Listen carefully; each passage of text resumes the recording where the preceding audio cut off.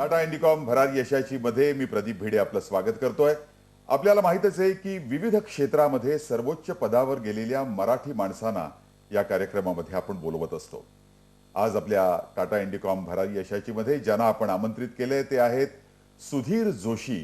Bharat petroleum या कंपनीमध्ये director finance म्हणून ते काम करत असतात. सुधीरजी, मी आपलं स्वागत करतो. सुधीर जोशी यांच्याशी बोलायला सुरुवात करण्यापूर्वी सुधीर जोशी म्हणजे काय व्यक्ती आहे हे आपण आता जाणून घेऊया. भारत पेट्रोलियम कॉर्पोरेशन लिमिटेड या कंपनीत फायनान्स विभागाचे डायरेक्टर असलेले सुधीर जोशी 1978 साली ऑडिट ऑफिसर म्हणून भारत पेट्रोलियममध्ये दाखल झालेले जोशी आज या कंपनीत संचालक पदापर्यंत पोहोचले आहेत. कंपनीच्या तत्वांशी आणि हिताशी निगडीत असे अनेक आर्थिक निर्णय यशस्वीपणे राबवण्याची महत्त्वाची जबाबदारी ते सांभाळत आहेत.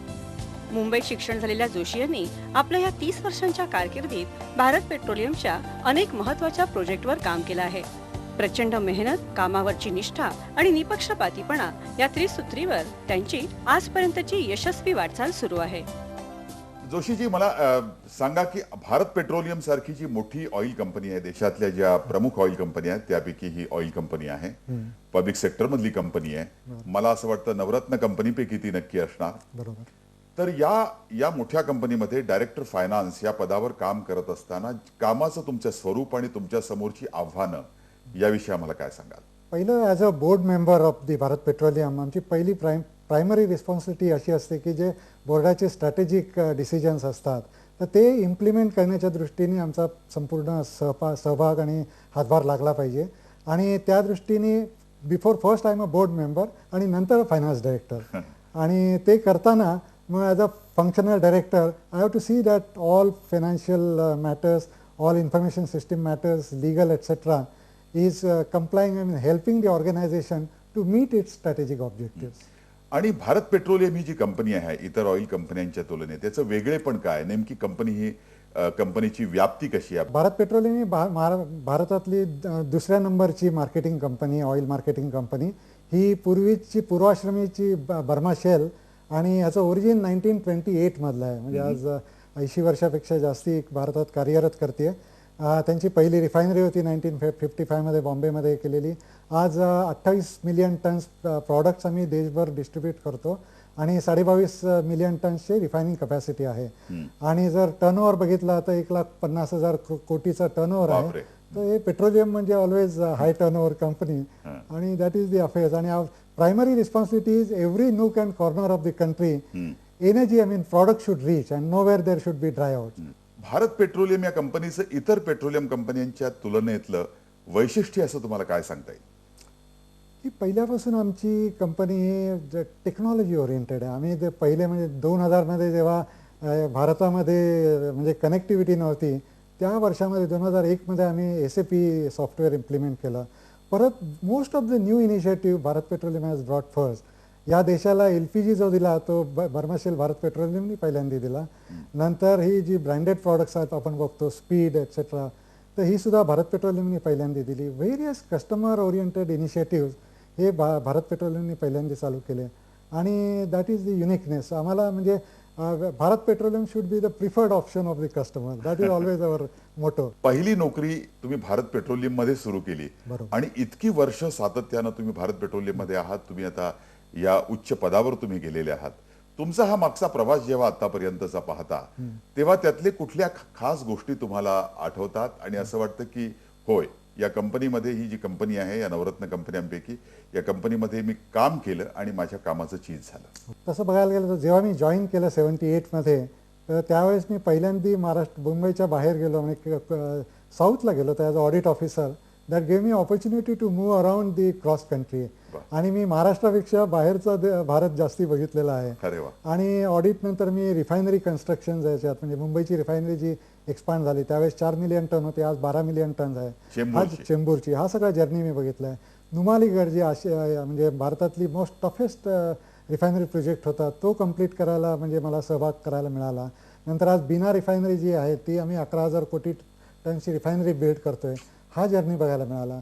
नंतर व्हेरियस फायनान्शियल फॅसेट्स म्हणजे audit, project accounts, management accounts हे जे व्हेरियस अँगल्स आहेत तर त्या डिपार्टमेंटमधनं जर्नी करून येताना बऱ्याच opportunity on the way pickup करायला मिळाल्या आणि it's a wonderful journey. I mean if you look at, कारण आम्ही ऑइल इंडस्ट्री असल्यामुळे बरेचसे ऑइल इंडस्ट्री इनिशिएटिव्ज असायचे, बऱ्याचशा कमिट्या असायच्या की ज्या स्टडी करायच्या निराळ्या aspects of oil industry to improve the overall not only the companies business but how we can make industry as a very progressive and forward looking.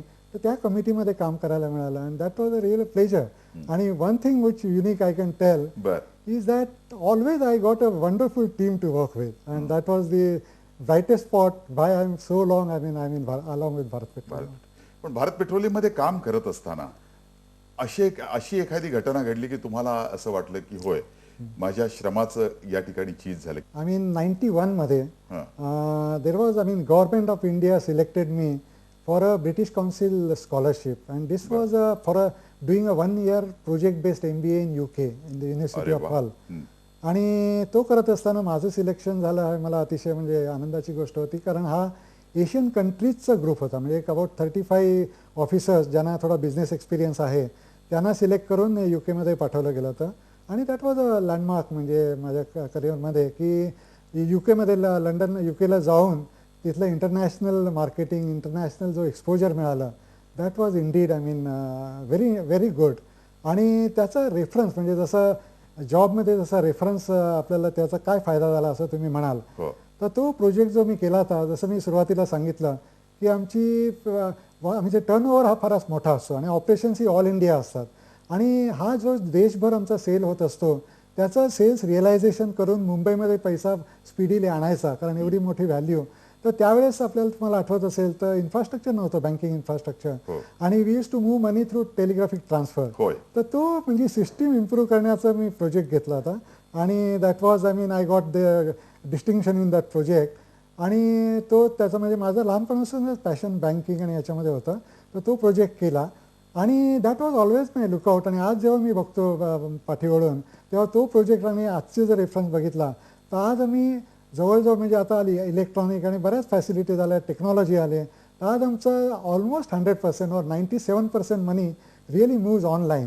There are no fixed deposit slips, there is no bank reconciliations etcetera. It is smoothly moves. That is what culmination of. म्हणजे तुमचे जे stocks तुम्ही पाठवत असता ठिकठिकाणी आउटलेट्सना, ते देखील सगळे ऑनलाईन? ते सगळे ऑनलाईन असतात. म्हणजे आता काय होतं की हे जे डीलर्स असतात ते इंटरनेटवरती म्हणजे पैसे ट्रान्सफर करतात within a half year from any corner of the country, Kanyakumari to Kashmir. ते पैसे ट्रान्सफर करतात within half an hour. Money gets credited in our account in Bombay and then it gets uploaded into our SAP system. Our supply point across the country sees credit balance in the dealer's account and they dispatch the product, dispatch the lorries, and SMS goes to the dealer. The dealer can see the lorry on VTS, vehicle tracking system. That kind of automation is today possible. आपण Sudhir Joshi, Bharat पेट्रोलियमचे director finance यांच्या बरोबर गप्पा मारतोय. जोशी घडले कसे, म्हणजे त्यांचं शिक्षण कुठं झालं, त्यांच्यावर जे संस्कार झाले ते कसे झाले, या सगळ्या गोष्टीच्या पैलू आपण पाहणार आहोत. पण अर्थातच टाटा इंडिकॉम भरारी यशाची मधल्या या छोट्याशा ब्रेक नंतर.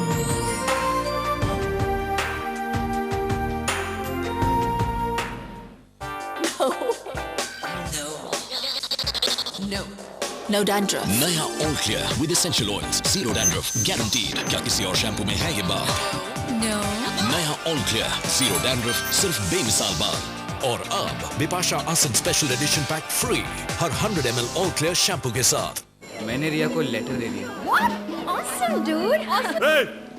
रिया को लेटर किसने दिया रे? किसने दिया?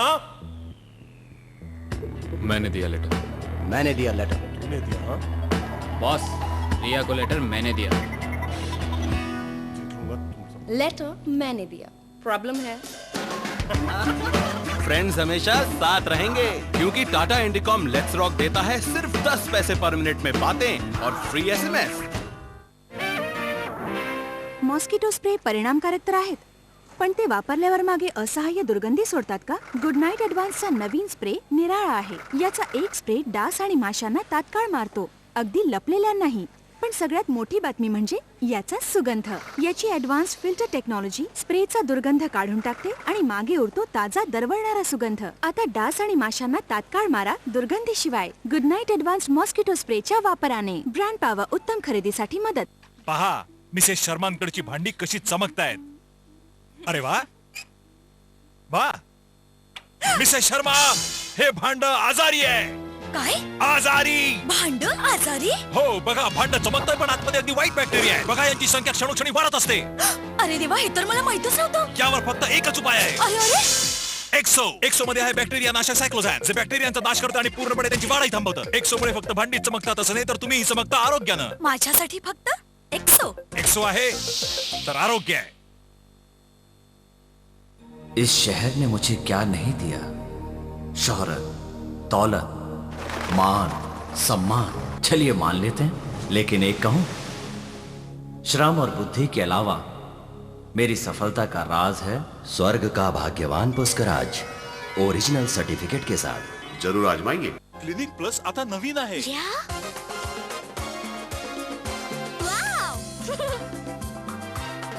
नवीन रूप प्लस नवीन गोष्ट, नवीन सुगंध प्लस नवीन झलक, नवीन हास्य प्लस नवीन आनंद. केस आतून स्ट्रॉंग बाहेरून long.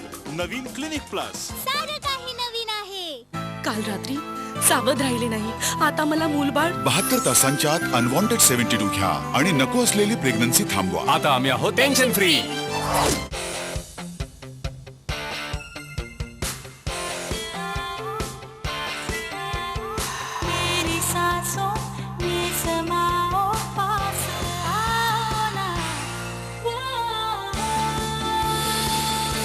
आजमाइए active clean mouth wash और माइक्रो व्हाइटनेस की तूफानी ताजगी नए क्लोजअप में.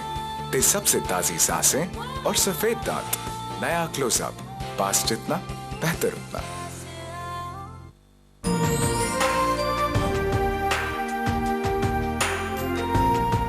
टाटा इंडिकॉम भरारी यशाची मध्ये आपलं पुन्हा एकदा स्वागत. आपण सुधीर जोशी, भारत पेट्रोलियमचे डायरेक्टर फायनान्स यांच्याबरोबर गप्पा मारतोय.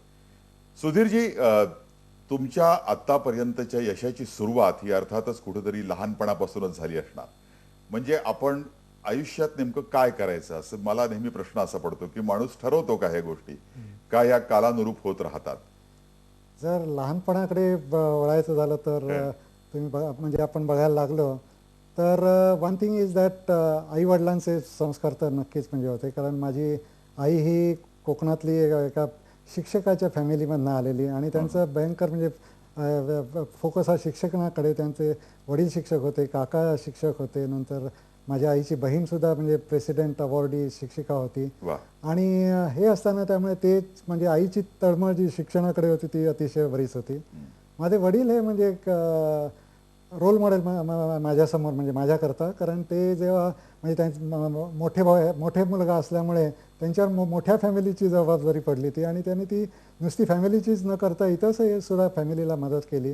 तर हे जे म्हणजे संस्कार आहेत ते आईवडिलांचे नक्कीच मला पहिल्यांदा घ्यायला लागतील. नंतर मी मालाडला राहत होतो मुंबईच्या सबबमध्ये. जरी म्हणजे माझा जन्म जरी कोकणातला असला आजोळी, तरी माझं लहानपणापासून मी मुंबईकर पहिल्यापासून पहिला. आणि तेव्हा मालाडमध्ये राहायचो आणि गोरेगावला शाळेत जायचो. ए बी गोरेगावकर इंग्लिश स्कूलमध्ये होतं. तर माझं शालेय शिक्षण हे ए बी गोरेगावकरमध्ये झालेलं.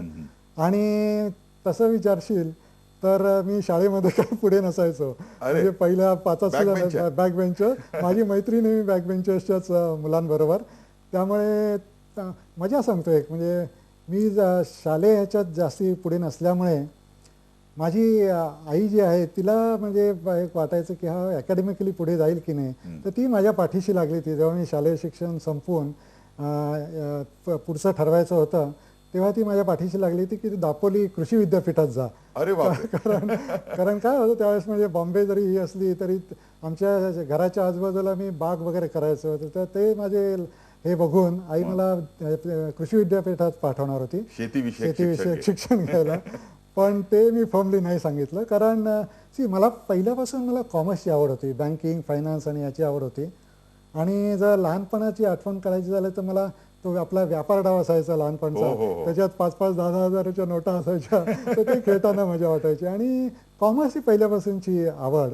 आणि त्यामुळे मी म्हटलं मी कॉमर्सला जाणार आणि मला डॉक्टर इंजिनियर म्हणजे तसं आणि ते म्हणजे सायन्स गणितमध्ये माझं काही हे चांगलं नव्हतं, तर त्यामुळे मी कॉमर्सला जायचं ठरवलं. कॉमर्स म्हणजे आपलं पार्ला म्हणजे विद्येचं माहेरघर, तिथे डहाणूकर कॉलेजमध्ये मी B.Com केलं. आणि B.Com झाल्यानंतर म्हणजे एक प्रसंग घडला की माझे वडील प्रकृती अस्वास्थ्यामुळे सर्व्हिस सोडून देण्याच्या याच्यामध्ये होते, मनस्थितीमध्ये होते. आणि बिंग अगेन मोठा मुलगा, family was expecting that I should start earning. तर ते करताना मला तर म्हणजे पुढे शिकायचं होतं आणि ते करायचं नव्हतं. तर मी आईकडे गेलो, कारण मग वडिलांकडे जायची कधीच ही नाही. तर आईला म्हटलं मला तर शिकायचं आहे पुढे, म्हणजे अजून हे नाही करायचं आहे. तर आई म्हणाली ठीक आहे तू जा, आपण कसं हे करू. कारण त्यावेळेस काय झालं तर माझा भाऊ IIT पवईला होता, तर त्याचा खर्च बराच असायचा तिकडचा बोर्डिंग लॉजिंगचा. पण आई म्हणाली हरकत नाही, तू जा, आपण कसं काही करून ते पुरं करू तुझं. तर अशा ह्यानी मला CA ला जायला मिळालं. सुधीरजी, तुमच्याबद्दल तुमच्या परिचयातले आणि तुमचे सहकारी असणारे व्यक्ती नेमकं काय म्हणतात? सुधीर जोशी त्यांना कसे वाटले, कसे भासले, हे आपण आता पाहूया. अगदी लहानपणापासून आमची मैत्री कशामुळे असेल काय माहीत नाही, पण 15 ऑगस्ट त्याचा जन्मदिवस आहे 15 ऑगस्ट आणि माझा जन्मदिवस आहे 14 नोव्हेंबर. त्यामुळे दोघांचे वाढदिवस या ना त्या कारणाने सेलिब्रेट केले जायचे शाळेमध्ये, त्याच्यामुळे सुद्धा असेल. आणि दुसरं एक महत्त्वाचं म्हणजे त्याच्या घरी आंबोलीला त्याचं घर होतं आणि अगदी जिव्हाळ्याचे संबंध असल्यासारखंच होतं. दुसरं म्हणजे तो जरी आता एवढा उच्च पदावर आहे, डायरेक्टर फायनान्स, आणि जवळजवळ महिन्यातनं निम्म्यापेक्षा जास्त दिवस तो हवेत उडत असतो, पण तरी त्याचे पाय मात्र अगदी जमिनीला रोवून असं असतो. जोशी हे ॲक्च्युली माझे बॉस आहेत आणि बॉस न राहता ते मित्र बनलेत. त्याला मुख्य कारण त्यांचा निगर्वीपणा आहे, ज्याने आम्ही कधीही त्यांना अप्रोच करू शकतो, कधीही जाऊन भेटू शकतो. त्याचा अप्रोचॅबिलिटी फॅक्टर हा फार मोठा आहे आणि कुठल्याही स्तरावरचा माणूस हा पटकन त्यांना जाऊन भेटू शकतो. दुसरं त्यांचं एक मोठं असं वैशिष्ट्य म्हणजे की एका माणसाला त्यांनी आपलं म्हटलं की ते त्याच्या सर्वांगीण विकासाकडे बघतात. म्हणजे विषयातले तज्ज्ञ माझे अनेक बॉसेस होते आणि त्यांनी मला विषयामध्ये खूप सारं शिकवलंही, पण विषयाशिवाय जोशींनी माणसांशी कसं वागायचं, पर्टिक्युलरली आपल्या स्टाफला कसं हँडल करायचं, आपल्या वरच्या लेवलच्या परंतु आपल्या डायरेक्ट बॉस नसलेल्या माणसाशी कशा तऱ्हेने वागावं, या सर्व गोष्टी त्यांनी ज्या काही माझ्यामध्ये आणल्यात आणि माझ्याबरोबरच इतरही अनेक लोकांच्यात आणल्यात, त्या आमच्या विकासासाठी, आमच्या स्वतःच्या डेव्हलपमेंटसाठी खूप महत्त्वाच्या होत्या. या तुमच्या प्रवासामध्ये एक आदर्श आपल्या डोळ्यासमोर काही असतात, जसं तुम्ही तुमच्या आईवडिलांचा आदर्श म्हणून सांगितलं. नंतरच्या कालावधीमध्ये तुम्हाला कोण अशा आदर्शवती व्यक्ती वाटल्या की जे नक्कीच तुमच्या लक्षात राहतील की यांच्याकडून आपण हे शिकलो? ओके, तसं बघायला गेलं तर मी माझ्या आयुष्याच्या वळणावर जे जेव्हा निरनिराळ्या लोकांना भेटत गेलो ते माझे रिअली आयकॉन्स आहेत. म्हणजे मी आपले गांधी किंवा अब्दुल कलाम हे पुस्तकात वाचलेले, म्हणजे त्यांच्याशी म्हणजे त्याच्यावर माझा जास्ती संबंध नाही, पण हे मी जे प्रॅक्टिकल लाईफमध्ये जी लोकं बघितली आणि जेव्हा इवन इन इम्प्रेसिव्ह एज म्हणजे जेव्हा शाळेत होतो तेव्हा आमचे प्रिन्सिपल एक होते म्हणजे प्रभू सर म्हणून. तर म्हणजे मी अभ्यासात चांगला नसल्यामुळे त्यांच्या जवळ कधीच गेलेलो नाही, पण त्यांना जे लांबणं बघितलं आणि त्यांचं जे म्हणजे संस्कार वगैरे जे शिस्त होती जी होती त्यावेळेस ती जाचक वाटायची, पण त्यावेळेस म्हणजे ते अतिशय ठसलेलं व्यक्तिमत्व म्हणजे शाळेतलं. नंतर जेव्हा मी म्हटलं की पहिल्यापासून मला कॉमर्समध्ये ओढ होता, दुसरी व्यक्ती सांगायची झाली तर आमच्या फॅमिलीमधले आत्याचे यजमान जे आहेत म्हणजे पेंटसे गोरेगावचे, तर ते फक्त आमच्या फॅमिलीतले एकटे बिझनेसमध्ये घुसलेले, म्हणजे बिझनेसमध्ये गेलेले. ते आर्टिस्ट होते, मेटल लेवल्समध्ये काम करायचे. तर मी जेव्हा कॉलेज आणि CA करत होतो तेव्हा दर शनिवार रविवारी त्यांच्याबरोबर म्हणजे फॅक्टरीमध्ये जायचो आणि निरनिराळ्या इंडस्ट्रीजना भेटायचं आणि ते मला जवळनं ही स्मॉल स्केल इंडस्ट्री कशी चालते आणि तेच म्हणजे that was one impression which आहे. म्हणजे त्यांच्याबरोबर हे लहान बिझनेसचं कसं म्हणजे की फॅक्टर ऑफ सक्सेस तर तो बघायला मिळाला. आपण सुधीर जोशी यांच्याबरोबर गप्पा मारतोय आणि त्यांना आयुष्यात कुठल्या कुठल्या व्यक्तींनी प्रभावित केलं याविषयी त्यांनी आपल्याला सांगितलं. आणखीनही त्यांच्या आयुष्याचे पैलू आपण जाणून घेणार आहोत, पण टाटा इंडिकॉम भरारी यशाची मधल्या या छोट्याशा ब्रेक नंतर.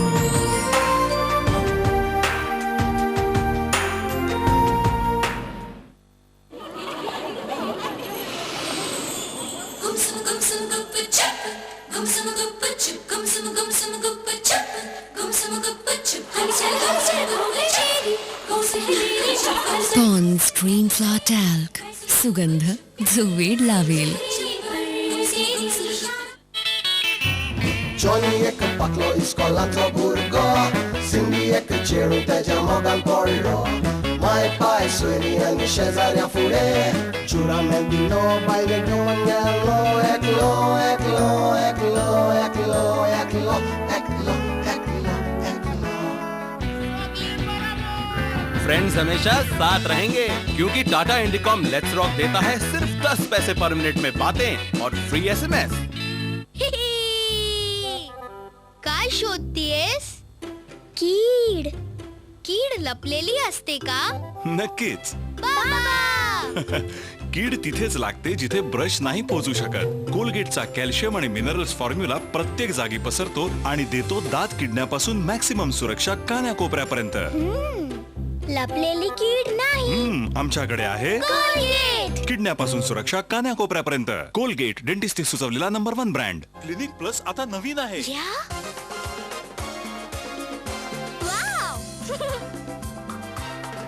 नवीन रूप प्लस नवीन गोष्ट, नवीन सुगंध प्लस नवीन झलक, नवीन हास्य प्लस नवीन आनंद. केस आतून स्ट्रॉंग बाहेरून लॉंग. नवीन क्लिनिक प्लस. सारं काही नवीन आहे. Hi, this is Karina, brand ambassador of Gitanjali Jewels. To enter a contest and win exciting prizes, talk to me on 505-101044.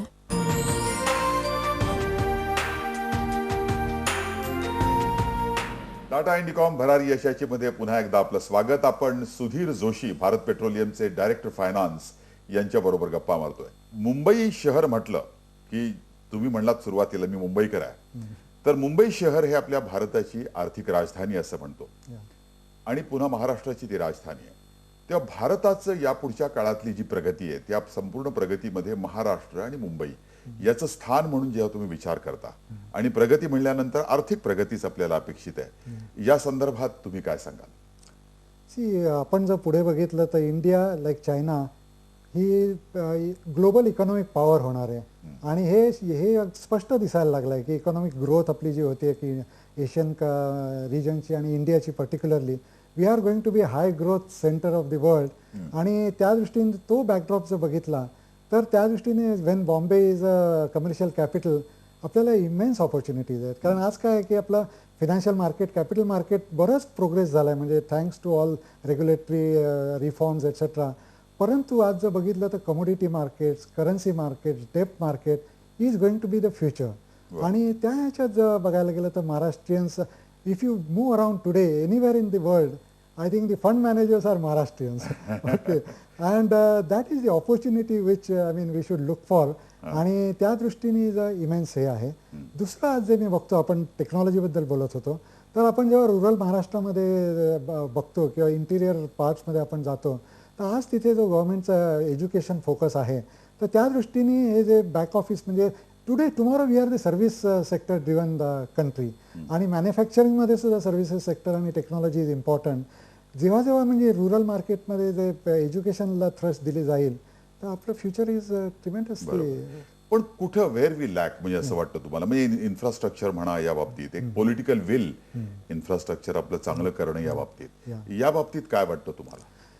आपलं म्हणजे आपलं गव्हर्नमेंट सुद्धा ट्राय करत आहे. आपल्याला रिफॉर्म्स फास्ट आणायला पाहिजेत. म्हणजे जे ॲग्रिकल्चरल सेक्टरमधले रिफॉर्म्स आहेत किंवा हे कमोडिटी मार्केट्स आहेत, हे these are the growth drivers आणि these enables. Because if the agricultural reforms come faster, the credit will flow to the sector and then money will flow in to the agriculture etcetera.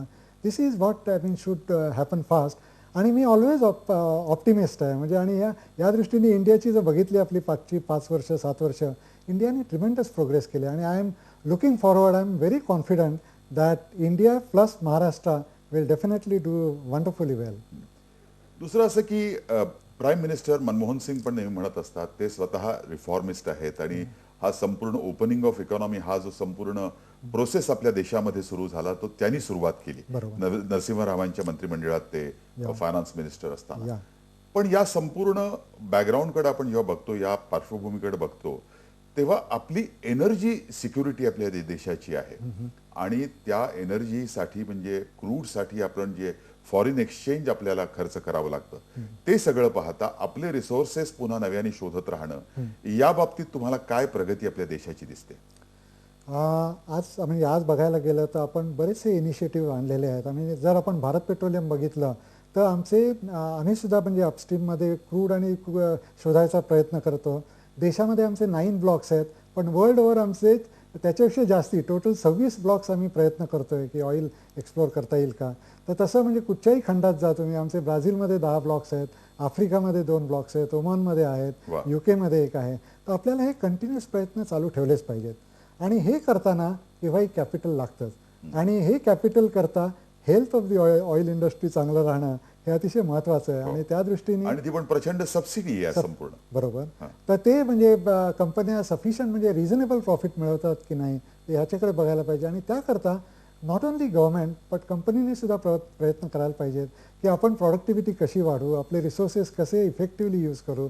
आणि त्या दृष्टीने जर प्रयत्न झाले तर definitely energy security will be achieve. आमच्या या कार्यक्रमामध्ये एक रॅपिड फायर राऊंड म्हणून असतो. म्हणजे आम्ही प्रश्न विचारतो आणि प्रश्नाची अगदी एका शब्दात शक्यतो किंवा अगदीच फार वाटलं तर एखाद्या वाक्यात आणि पटापट उत्तर द्यायची. तुमची राजकारणातली आवडती व्यक्ती कोण? मनमोहन सिंग. का आवडतात? He was my icon. म्हणजे त्यांनी जे रिफॉर्म चालू केले ते मी स्वतः म्हणजे त्यांच्यावर बघितले. तुमचं आवडतं पर्यटन स्थळ कुठलं? काश्मीर. आणि आवडतं शहर? बँगलोर. तुमचं आवडतं साहित्यिक? पु ल देशपांडे. तुमचं आवडतं पुस्तक? World is flat. तुमचा यशाचा मंत्र? Without bias, you should work and look for from all the angles of all the stakeholders. If you handle whatever issue you are handling, we call it emotional balance. आणि त्याने जर ते केलं आणि दुसरं म्हणजे घोर मेहनत पाहिजे, तर प्रत्येकाची जास्तीत जास्त नॉलेज मिळवलं पाहिजे आणि बेस्ट प्रॅक्टिसेस आपल्याला बघायला पाहिजे. दुसरं असं आहे की या उद्योगांच्याकडे आपण जेव्हा पाहतो तेव्हा उद्योगांचं काम पैसे मिळवणं, पुन्हा ते प्लाऊ बॅक करणं, टेक्नॉलॉजी वाईज कंपनी जास्तीत जास्त एफिशियंट करणं हे तर मान्य आहे. पण ज्या समाजामध्ये उद्योग असतात त्या समाजासाठी आपण काही करतो का हे देखील उद्योगांनी पाहावं असं आपण म्हणत आलो आहे. तर त्या दृष्टीनं भारत पेट्रोलियमच्या वतीनं आपण काय करत आहात? आम्ही त्याला सस्टेनेबिलिटी म्हणतो. कॉर्पोरेट गव्हर्नन्स आणि सस्टेनेबिलिटी त्याच्या under initiative we call it corporate social responsibility. आणि the theme is that when we operate in the world outside, we must leave the world the same way for the future generations. आणि त्याकरता म्हणजे social responsibility सोसायटीचं भान राखणं हे अतिशय महत्त्वाचं आहे. आणि जर भारत पेट्रोलियमबद्दल विचाराल तर आम्ही 2 ह्याच्यात फोकस ठेवला आहे. एक water harvesting, rain water harvesting. Because आज जे ऑइलमध्ये आहे आज ते 20 वर्षांनी नक्कीच व्हायोलंट पाण्याबद्दल होणार आहे. आणि आज आपण बघतोय ड्रॉटमुळे काय होत आहे ते. तर आम्ही रेन वॉटर हार्वेस्टिंग म्हणून प्रोजेक्ट करतो आणि निरनिराळ्या गावात जाऊन ते वॉटर पॉझिटिव्ह करतो. ही प्रोसेस आहे आणि तो एक अल्पसा प्रयत्न असतो. आणि एज्युकेशनमध्ये we are doing on the primary education. की हे जे मी म्हटलं की रुरल इंडियामध्ये जाऊन की आज काय आहे की बऱ्याच जण साधं रीड आणि राईट करता येत नाही, लिहिता वाचता येत नाही. तर ते mainly concentrate on the primary education so that we enable them. सुधीरजी, आपण आमच्या या टाटा इंडिकॉम भरारी यशाच्या मध्ये आलात आणि आपल्या अनुभव विश्व जे आहे ते लोकांच्या समोर उलगडून दाखवलं, त्याबद्दल आपले मनापासून आभार. धन्यवाद. टाटा इंडिकॉम भरारी यशाची मध्ये आपण Sudhir Joshi, director finance, Bharat petroleum यांच्या बरोबर आज गप्पा मारल्या. पुढील कार्यक्रमामध्ये देखील अशाच एका व्यक्तीला, मराठी व्यक्तीला आपण बोलावणार आहोत आणि त्यांच्याबरोबर गप्पा मारता मारता त्यांचं आयुष्य जाणून घेणार आहोत. तेव्हा असाच आमचा कार्यक्रम पाहत रहा टाटा इंडिकॉम भरारी यशाची आमच्या झी 24 तासवर.